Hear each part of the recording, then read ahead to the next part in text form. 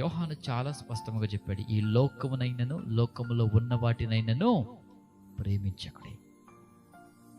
లోకమును ప్రేమించద్దు. ఒకవేళ లోకమును నువ్వు ప్రేమిస్తే దేవుడు చెయ్యవలసిన పని చెయ్యవలసిన సమయానికి చేయలేడు. 2 ఏళ్లలో జరగవలసిన అభివృద్ధి 20 ఏళ్ళు పడుతుంది. కారణం ఏంటిది? అది దేవుని పొరపాటు కాదండి. అది దేవుని పొరపాటు కాదు. అది దానికి అర్థం ఏంటిదంటే, నువ్వు సమయాన్ని వ్యర్థపరచుకుంటున్నావు, నువ్వు సమయాన్ని వేస్ట్ చేసుకుంటున్నావు. నువ్వు నీ సమయాన్ని నువ్వు వ్యర్థపరచుకోవడం వల్ల, ఈ లోకమును ప్రేమించడం వల్ల, లోకములో ఉన్న వాటిని ప్రేమించడం వల్ల నువ్వు దేనికి బానిసలవైపోయావు? శరీరాశకు, నేత్రాశకు, జీవపు డబ్బానికి బానిసవయ్యావు.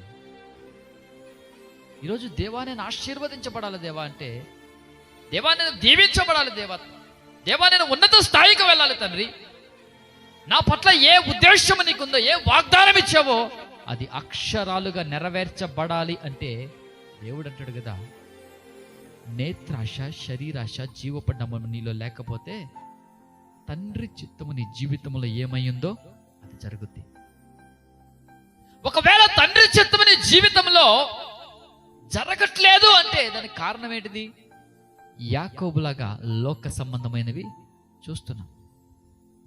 యాకోబు చూసిన విధముగా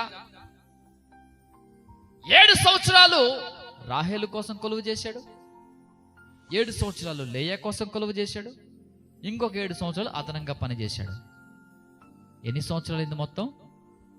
21 సంవత్సరాలు. నేనంట సంవత్సరంలో జరగవలసింది 21 ఏళ్ళు టైం పట్టడానికి కారణం ఏంటిది? ఇది దేవుని పొరపాట?